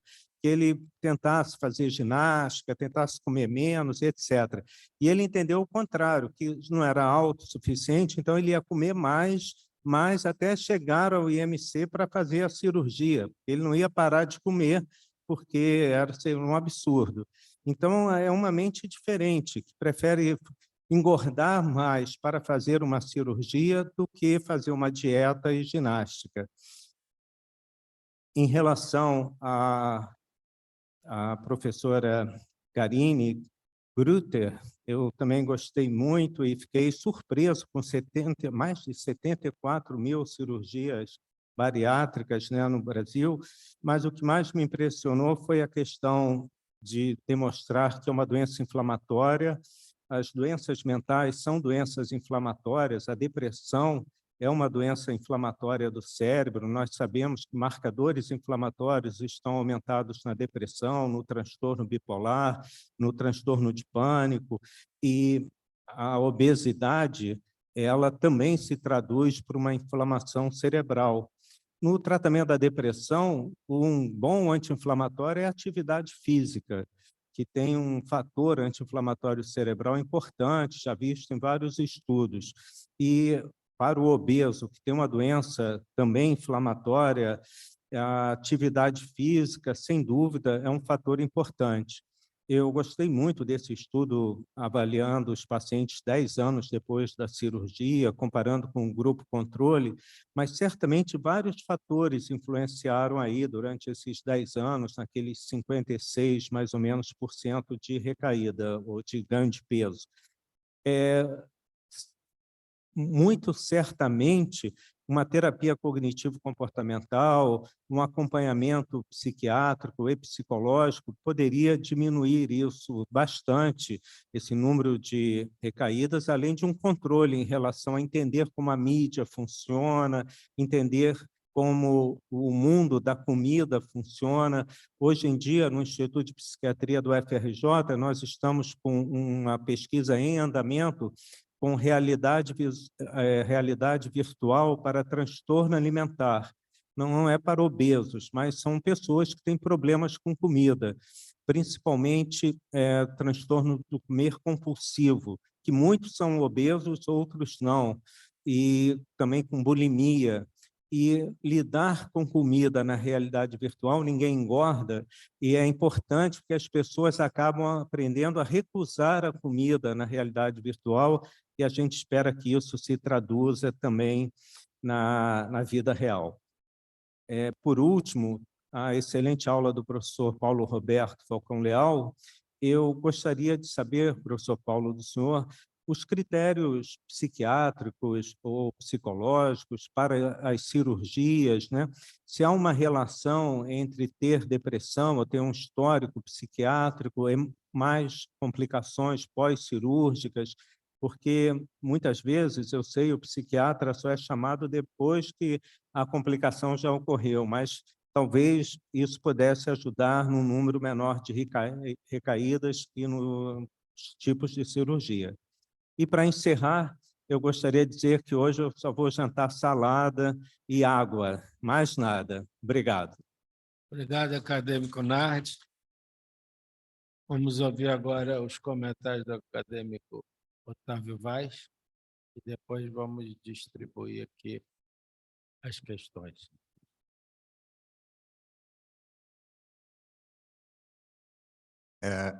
Excelentíssimo presidente, Francisco Sampaio, minha confreira Eliette e o Luiz Guilherme, eu agradeço o convite para participar dessa reunião, e que é sempre um assunto extremamente cativante. Eu queria dizer que eu tive um contato grande com esse tipo de paciente, hoje não tenho mais, fruto que sai do serviço já há algum tempo, mas vi fundar, em 1996, foi operado o primeiro doente no Hospital de Ipanema pelo Fernando Luiz Barroso, que foi um dos grandes incentivadores desse tratamento aqui no Rio de Janeiro, participou da fundação da sociedade, que hoje é grande, enfim, e tem tem uma lembrança de várias coisas, várias condutas, várias modificações que foram feitas no hospital para atender esse tipo de doente. Eu estou inteiramente de acordo com o Nardi. Eu acho que essa é uma doença psiquiátrica. De alguma maneira, eu me lembro quando eu me formei, a grande cirurgia que a gente fazia era a cirurgia da úlcera. Operava-se 5, 6 úlceras por sessão no hospital, até um momento em que, quando se começou a entender mais do que era a úlcera, acabou essa operação, porque surgiu um remédio que acabou essa operação. Eu acho que a obesidade é uma doença psiquiátrica, eu estou inteiramente convencido disso. Tem uma semelhança com a úlcera, porque estuda a fisiologia gástrica, as alterações fisiopatológicas que ela determina, mas certamente a cirurgia não vai ser a cura da obesidade. Alguma outra forma nós vamos encontrar de tratar esses doentes, isso vai acontecer em algum período, porque seguramente uma cirurgia mutiladora feita num doente que não tem doença orgânica, a não ser psiquiátrica, para curar um distúrbio de compulsão, não é a melhor maneira de se tratar isso. Eu me lembro, em alguns fatos pictóricos, um casal de obesos de sobrepeso do hospital, que a mulher operou primeiro, e ela veio a descobrir que o marido, que estava na fila ainda para se operar, arranjou uma amante obesa e ela acabou se suicidando, porque ficou desgostosa, porque ela ficou muito magra e o marido dispensou ela porque queria ela como ela era antigamente. E isso caracteriza bem a cabeça dessas pessoas, que são realmente muito difíceis. São pessoas excluídas socialmente. Hoje a gente está vendo mais aqui, mas são pessoas que não passam na roleta, não vão ao cinema, não têm vida social, e hoje estão tendo um acolhimento e, pelo menos, estão tendo uma forma de tratar essas doenças, essa doença que é uma doença importante do ponto de vista psicossocial. Tem alguns aspectos que eu acho importante. O índice de recidiva de ganho de peso é grande, 20% nos bons centros, mas chega a ser mais do que isso em algumas referências. Se eu for operar um doente sem ser câncer, com 20% de recidiva, seguramente eu vou estar fazendo alguma coisa errada. Esses 20% são aceitos porque esse doente passa a ter um ganho importante e uma vida social que ele não tinha. Mas essas cirurgias revisionais são muito extensas, muito complicadas. Eu tive a oportunidade de reoperar alguns doentes desses, um com um bypass FOB-Capella, que fez uma úlcera duodenal, que foi dificílimo de tratar, porque ela é excluída, sangrava, não tem como endoscópio, não tinha na época como chegar lá, e foi uma cirurgia bastante complexa. A revisional ela é mais complexa e se acompanha de uma morbimortalidade. Nós chegamos a comparar a mortalidade dessas cirurgias com a mortalidade na fila dos obesos. O Hospital de Ipanema tinha pelo menos um movimento muito grande de cirurgia bariátrica. A mortalidade da fila era superior à mortalidade operatória. Eu não sei se vocês têm esse controle na UERJ, porque esse é um dado importante. O doente fica na fila e, de repente, ele não tem acesso ao tratamento cirúrgico e ele morre na fila. Nós temos um doente obeso, operado de um carcinoma hepatocelular por uma toracofreno, posição, substituição do diafragma e tudo, e que ele vivia de rendas. E ele disse assim, o único prazer que eu tenho é comer. Eu não faço nada, eu não trabalho, eu vivo de rendas, eu saio com a minha mulher e nós comemos. E ele morreu em apneia, sentado, depois de ter sobrevivido a uma gigantesca operação de um carcinoma hepatocelular, ele veio morrer da obesidade, porque ele não queria se operar, porque ele disse assim, se eu operar, eu vou perder o maior prazer que eu tenho na vida, que é comer, é gastar o meu dinheiro viajando para comer fora do Brasil.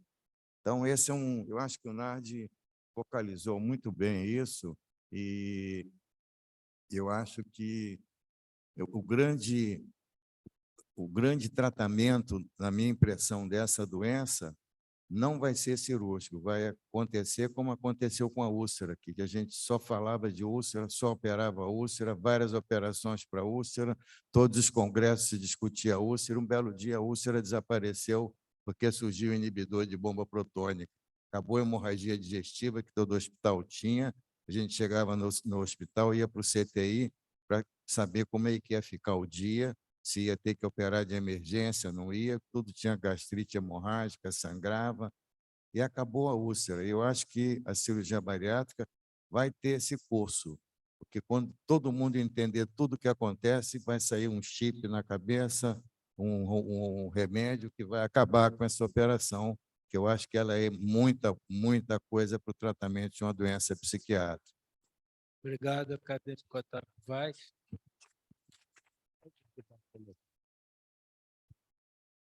Nós vamos passar, então, as respostas, mas eu também tenho umas considerações, né? O Nardi acho que já respondeu um pouco para a querida Mônica, né? É uma doença cerebral mesmo, e é um vício, né? Que a gente escuta falar, o sujeito tem cabeça de gordo, né? Cabeça de gordo ele quer comer sempre. E aí, se você não fizer uma TCC, né? E tirar isso, né? É um vício. Eu acho que o alcoólatra anônimo, que ajudou muita gente, vigilante do Pedro, é como se fosse um alcoólatra anônimo. Agora, eu achei interessante, eu lembrei de 2 casos que eu tive. Esse do indivíduo que queria comer mais para chegar no IMC, que autorizasse ele a ser operado. E 2 pacientes no consultório, com intervalo de anos, falaram assim: doutor, eu vim aqui, eu sei que a minha disfunção erétil é psicológica, eu já sei, eu já tenho diagnóstico, mas eu quero ter relações, então o senhor me coloca uma prótese. Não interessa. Então, eu acho que o gordo também tem isso. Ele muitas vezes sabe que o problema dele é cabeça, mas ele quer emagrecer. E eu acho que é por isso que falha tanto, né? Ele quer resolver, mas não vai resolver porque 40 e tantos por cento falha, quer dizer, a cabeça dele está ruim, ele volta a comer. Eu acho que também a disfunção erétil, a gente tem disfunção erétil com o indivíduo com prótese. É a mesma coisa. Ele coloca uma prótese, está em ereção, mas ele não consegue ter ereção. Acho que isso fica semelhante à cabeça. A gente vai começar as discussões, mas eu tenho uma pergunta, talvez, pro... Pode.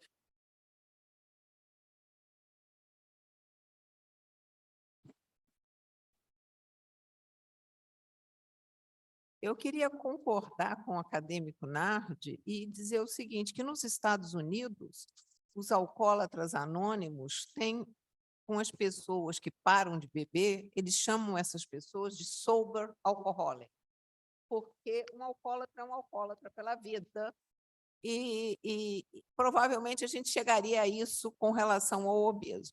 E queria contar uma história que aconteceu comigo quando eu era acadêmica do 5º ano de medicina, que achei interessante, comecei a fazer o ambulatório de obesidade na Santa Casa. E aí chegou um casal de portugueses e o homem muito gordo, eu passei uma dieta para ele, ele foi feliz para casa, 2 meses depois o casal volta e o homem tinha engordado. Aí eu disse, como assim? O senhor fez a dieta? Aí ele disse, claro, fiz tudo certinho, não é verdade? Perguntou para a mulher. Aí a mulher disse, sim, ele come toda a dieta que a senhora mandou e depois ele come normalmente. Portugal, já vi Portugal. Vamos, então, para o professor Luiz Kramer, mas eu tenho também uma outra pergunta. É muito comum, claro, eu não faço cirurgia bariátrica nem trato disso, mas a gente vê que é muito comum um superobeso estar com os exames absolutamente normais. E depois eu vou perguntar para o Falcão quantos pacientes você vai operar, que os exames estão normais. Antigamente até era um impedimento para a cirurgia bariátrica. Muito no passado, os planos de saúde não autorizavam a cirurgia bariátrica porque não tinha nenhum problema nos exames. A segunda coisa é qual é o primeiro approach para esses pacientes, que foi a pergunta da acadêmica Mônica Gadelha, e um comentário sobre o tratamento da obesidade em não obesos, por esse pessoal que faz esse marketing de rejuvenescimento, de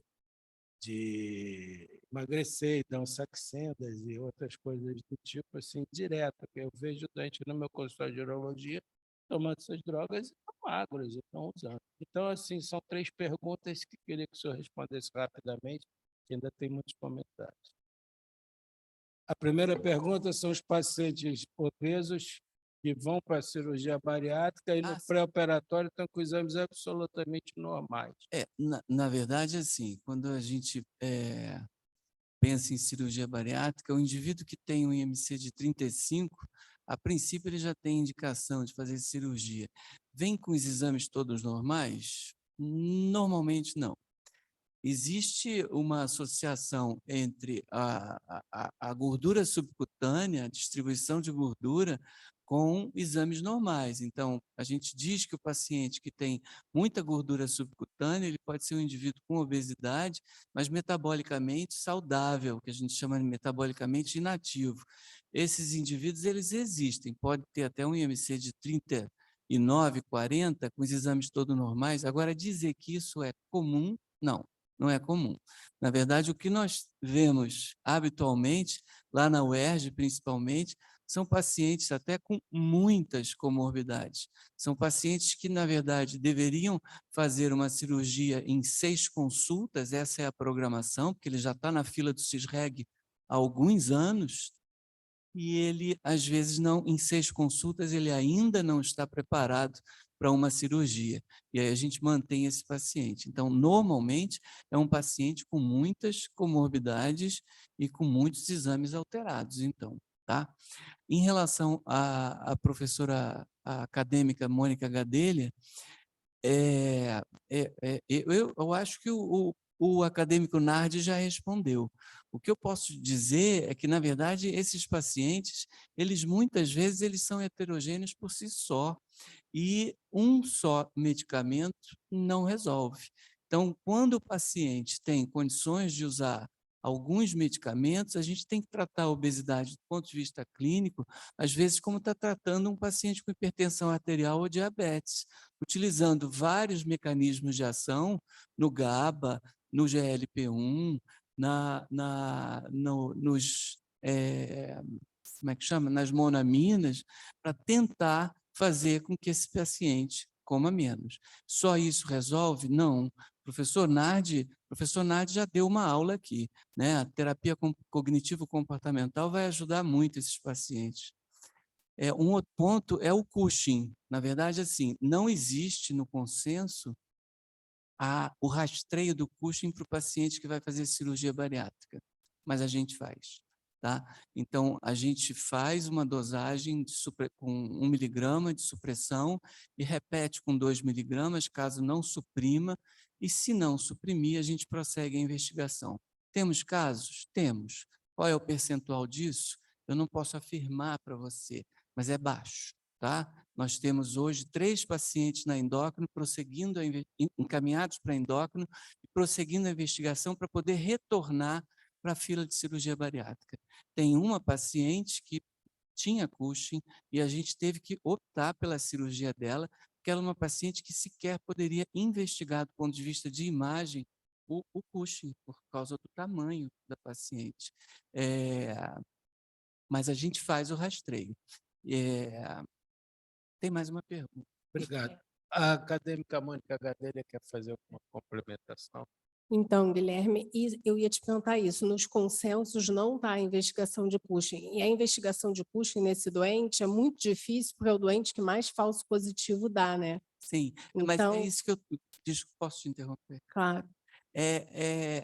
Eu também acho isso, que é o que está escrito, é o que a gente sabe, mas na nossa prática a gente tem visto supressão com 1 miligrama na maioria dos pacientes. E com 2 miligramas eles suprimem. Então, o N de pacientes que estão prosseguindo a investigação para o hipercortisolismo é muito baixo. Lá. Entendi. Agora, eu queria fazer dá outro... estudo isso, tá? Dá mesmo. Eu queria fazer outra pergunta, envolvendo de novo o Luiz Guilherme e o acadêmico Nardi, Porque o que eu vejo entre os adolescentes, hoje há uma pressão enorme por ser magro, né? E eu vejo certos profissionais da área da nutrição tendo comportamentos que eu acho muito estranhos. Por exemplo, você tem que pesar o que você vai comer em toda a refeição. Isso não pode ser saudável. Isso, para mim, está estimulando um comportamento restritivo, porque eu ouvi de um adolescente falando assim, não, a nutricionista falou que 2 colheres de sopa pode ter variação, tem que pegar a balancinha antes de comer qualquer coisa e pesar. Isso, para mim, não pode ser saudável em nenhum lugar. E outra coisa é o tal do cutting and building, sei lá. Então, os jovens agora, antes de fazer exercício, têm que comer muito carboidrato. Então, eu vi uma menina comendo um pão com Nutella, isso para perder peso, mas é porque vai para a academia e tem que gastar o carboidrato rápido, e tem que voltar a comer muita proteína. Então, eu não sei aonde também que certas nutricionistas vão parar, porque não é possível que isso ajude alguém, você ter que andar com uma balança debaixo do braço para pesar comida.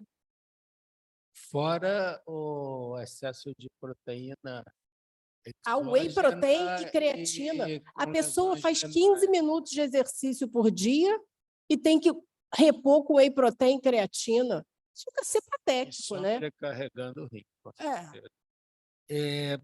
Agora, professor Falcão, a pergunta do acadêmico Nardi é quais são os critérios para a cirurgia? Critérios básicos que o senhor usa. E Obrigado, também Nardi. aproveitar ainda na sua mão, aproveitar o comentário do acadêmico Otávio Vaz sobre a mortalidade transoperatória, não, pré-operatória, de quem está na fila aguardando, às vezes, 1 ano, 2, 3 no CISREG, se tem uma mortalidade alta, se o senhor tem conhecimento disso. Bom, obrigado pelos comentários, acadêmico Nardi. A questão psiquiátrica, generalizando com a cabeça do gordo, é óbvio que há uma preocupação. Então, a prática diária com o paciente obeso faz com que um cirurgião tenha uma percepção que tenta encontrar o problema antes dele acontecer. Se existe um critério que você desconfie de um quadro psiquiátrico maior, esse paciente é encaminhado para o psiquiatra no pré-operatório. E, obviamente, todos os pacientes são encaminhados para um acompanhamento psicológico, psicoterápico no pré-operatório. Na UERJ, a gente tem uma sorte um pouco maior do que essa. Nós temos 2 psicólogas e um psiquiatra, e todos os pacientes do programa passam por esses profissionais antes da cirurgia. Os problemas são identificados e esses pacientes são, até um certo ponto, excluídos da cirurgia. Mas isso não exclui completamente a possibilidade de a gente ter um problema, por exemplo, com alcoolismo no pós-operatório, ou um problema de depressão no pós-operatório. Mas, na minha experiência, o oposto é muito mais frequente. É aquele paciente que você olha a primeira vez e você acha que você não vai conseguir operar. Senão, eu não opero esse paciente de jeito nenhum. E ele se adequa, ele vive a lua de mel dele com a cirurgia. A lua de mel pode durar mais do que 1 ano, normalmente dura até a cirurgia plástica. E depois da cirurgia plástica, eventualmente, ele continua uma vida, porque a quantidade de pessoas que você resgata de uma situação é difícil pensar com a cabeça deles. Eu acho que ninguém aqui nessa sala tem uma indicação de cirurgia bariátrica pelo IMC. E se colocar no lugar do próximo, eu acho que é um dever do médico. Se eu me coloco no lugar dele, eu vou começar a pensar. É muito fácil falar, eu não te opero, eu já falei isso. No começo, quando eu não fazia cirurgia bariátrica, eu só fazia cirurgia oncológica e geral no consultório, mas eu sou cirurgião oncológico, eu não opero gordo. Não vou misturar oncologia com obeso, o que é uma bobagem. O FOB Capella é uma cirurgia mais mórbida. Cirurgias convencionais são mais mórbidas. Qualquer cirurgia convencional é mais mórbida, para vesícula, para hérnia, a bariátrica, a gastrectomia. colectomia para câncer, retroesponectomia, qualquer cirurgia mais mórbida, quando ela é feita convencional. Se eu vou fazer uma reabordagem num FOB capela, eu concordo com o acadêmico Otávio Vaz. Eu vou ter mais trabalho. Eu não mostrei 2 cirurgias revisionais. Essa última de bypass, ela demorou, acho que 1h40 de cirurgia, mas feita por vídeo inicial. Ah, mas pode ser um pouco mais demorada? Eu entendo que uma cirurgia revisional convencional também seja mais mórbida do que uma cirurgia revisional laparoscópica. Isso, para mim, é muito claro. E só um detalhe, um parênteses que eu não falei, esse nosso trabalho, eu excluí os FOB capela. A gente excluiu pacientes que realizaram bypass laparoscópico, porque realmente a cirurgia fica muito mais trabalhosa e o tempo de operação é muito maior. Agora, eu não tenho dúvida que a cirurgia não é o único caminho, muito pelo contrário. A cirurgia faz parte de um conjunto de alternativas e conjunto de tratamentos que o paciente tem que ser oferecido. Concordo que não é a primeira alternativa, mas o que a gente vê no consultório são pessoas com anos de obesidade. Quem tem IMC de superobesidade, acima de 50, é uma vida de obesidade, uma vida, a infância. Começa na infância, bullying na infância, bullying no colégio. Quem sofreu bullying no colégio? Caramba, eles são tristes. E depois disso, aí, ou você tem uma perda, ou você tem um luto, ou você tem uma gravidez, no caso das mulheres, você tem algum evento na vida que a pessoa começa a engordar. Casou, começou a trabalhar, é batata. Basta fazer uma anamnese. Há quanto tempo você luta contra o seu peso? Há quanto tempo? E o critério da Agência Nacional de Saúde para a indicação de cirurgia bariátrica vai incluir a obesidade como uma doença crônica. Pelo menos 5 anos de obesidade, 2 anos de tratamento, e o IMC naquela faixa que a gente já citou. Bom, eu não posso falar por todos os cirurgiões, mas a gente tem essa vantagem em uma universidade de tentar entender a obesidade, de tentar tratar o paciente globalmente. E esse conceito a gente leva para onde a gente estiver.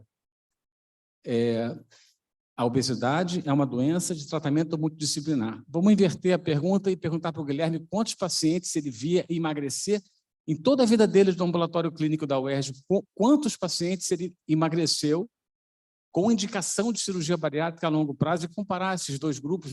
É incomparável, não tem como. A cirurgia ainda é melhor.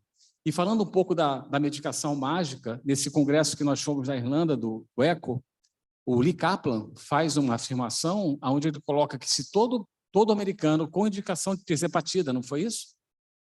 Tivesse uma dose da medicação, o custo para os Estados Unidos seria de $1 trilhão. Então, eu concordo, eu acho que um dia a obesidade não será mais cirúrgica. Talvez eu ainda veja isso acontecer. A gente vai começar a reverter os bypass para a anatomia normal, mas eu acho que demora um bocado ainda. Obrigado, doutor Falcão. Queria perguntar se algum acadêmico quer fazer uso da palavra na bancada acadêmica. Acadêmico Damião. Bom, senhor presidente, caros colegas aqui presentes, em primeiro lugar, eu queria agradecer seus comentários e também do Luiz Guilherme, da Eliette, pelo fato do hospital estar propiciando para que vocês possam fazer a cirurgia bariátrica. Na verdade, isso foi uma conquista de vocês. A secretaria fez esse apelo, o que a direção fez foi criar oportunidades para que isso pudesse ser feito.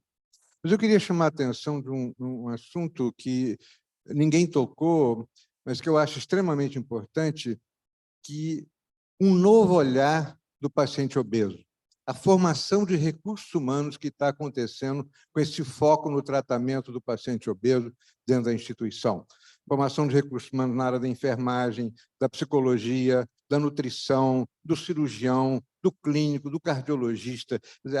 Aquele olhar, de uma certa forma, desconfortável que se tinha, né, está mudando. Nós estamos criando uma geração de profissionais que estão olhando o obeso de uma forma diferente. Eu acho isso muito importante, eu acho uma das grandes vantagens de ter esse centro no tratamento da obesidade. Muito obrigado. Obrigado, acadêmico Damião. e colocando a obesidade no nível de outras doenças, né, como a equipe multidisciplinar, dirigida e especializada. Nisso eu acho que realmente vai ajudar muito. Estamos chegando ao final da nossa sessão, foi uma sessão excelente, completa. Acho até que se a acadêmica Eliette tiver gás para isso, junto com o acadêmico Damião também podem liderar essa equipe fantástica e preparar o material desse simpósio em termos de artigos, aproveitando os próprios slides e os comentários, e a gente fazer um número da revista da academia dedicada ao simpósio e à obesidade. Acho que seria uma consequência muito boa desse simpósio, senão a gente discute aqui muito bem, mas acaba ficando intramuros, e eu acho que um número da revista dedicada ao tratamento multidisciplinar da obesidade seria excelente. Então, fica aqui o desafio para o nosso diretor e para o seu sinete aí de diretor, botar o pessoal para escrever, e a nossa acadêmica Eliette. Eu vou passar para a acadêmica Eliette fazer um breve comentário de fechamento e encerrarmos nossa sessão. Eu queria, de novo, agradecer ao presidente Francisco Sampaio, aos acadêmicos presentes, às pessoas, nossos convidados que vieram aqui assistir.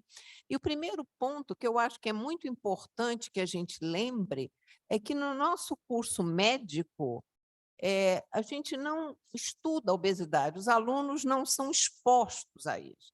Isso é uma coisa que eu acho que nós precisamos mudar nas nossas universidades, porque é muito difícil que uma pessoa, em qualquer especialidade, não encontre pacientes obesos. Tal é a magnitude da pandemia. Então, acho que isso tem que entrar, de alguma maneira, no nosso curso médico. O manejo de um paciente obeso nas diversas especialidades. A outra coisa é que nós temos que saber mais sobre essa doença, mas muito mais sobre essa doença. Porque, se a gente não fizer isso, nós fizemos, há algum tempo atrás, um estudo não invasivo em crianças obesas a partir de 4 anos, da microcirculação no leito periungueal de crianças obesas. E essas crianças já tinham alteração microvascular, 4 anos. Quer dizer, nós temos que saber mais, a gente tem que estudar mais e saber o que a gente vai fazer, não no sentido de penalizar essas pessoas, porque são doentes, mas de dar algum tipo de, como eu vou dizer, de orientação às mães e às famílias. Porque é uma coisa curiosa que acontece. Uma criança gorda ou gordinha é uma criança bonita, é uma criança interessante, os pais são muito orgulhosos disso. A partir do momento que a criança cresce um pouco mais, ela de bonitinha, simpática, ela passa a ser um problema. Então, é uma dificuldade que a gente tem, que nós temos que também enfrentar isso junto com os pais. Eu me lembro muito bem que, uma vez, na FAPERJ, a gente resolveu fazer uma reportagem para sair no boletim e entrevistando as pessoas que trabalhavam lá no CEPEM, que é o nosso Centro de Pesquisa Multidisciplinar. E aí eu encontrei uma senhora que tinha feito bariátrica, e ela estava muito feliz porque ela tinha perdido 40 quilos. Aí eu disse, nossa, mas que maravilha, a senhora continue assim, eu toda animada falando com a mulher, e ela disse, doutora, esse não é o meu problema. Eu digo, não? Qual é o seu problema? Ela disse, eu tenho um filho de 5 anos com 60 quilos. E um filho de 8 com um pouco mais do que... Um pouco não, um pouco muito mais do que isso. Então, você compreende que é um ambiente complicado. E hoje, quando a gente trabalha no SUS, essas mulheres que nessas casas da classe D e E, geralmente não existe a figura do pai. Existe a figura da mãe, que começa a trabalhar de madrugada e chega muito tarde em casa. Então, ninguém cozinha mais. Então, ninguém come arroz com feijão. Todo mundo come comida ultraprocessada. Isso é uma realidade, não adianta a gente... E a gente tem que discutir isso também nos colégios, nas escolas. Eu já, como cientista do nosso estado, eu já fui dar aula em várias escolas públicas. As crianças sequer conhecem vegetais, frutas, elas não conhecem. Agora, todas conhecem Coca-Cola, todas conhecem biscoitos recheados, todas conhecem. Então, isso é uma coisa que nós também temos que fazer, educar essas crianças, porque nós vamos continuar com essa epidemia, a menos que a gente, primeiro, estude mais a doença e comece a trabalhar com as crianças. Muito obrigado de novo, presidente Francisco Sampaio. Muito obrigado, acadêmica Eliette. Realmente acho que esse simpósio poderia se alongar muito, tem muitas coisas para discutir, né? O board antigamente era muito mais escondido, né? Acho que quando começou a cirurgia bariátrica, oferecer esse tipo de serviço multidisciplinar, ele começou a aparecer mais, né? Porque ele tinha ânsia de ser tratado, mas tinha oportunidade. Então, acho que o SUS, os hospitais universitários, o serviço público está fazendo um belíssimo trabalho. Agradeço nossos convidados, agradeço especialmente os nossos palestrantes, nossos acadêmicos comentaristas, nossa bancada acadêmica que ficou até o fim. Agradeço muito a todos. Acho que esse simpósio deve ter a consequência do número da revista, dos Anais da Academia Nacional de Medicina. Dou boa noite a todos e dou essa sessão por encerrada.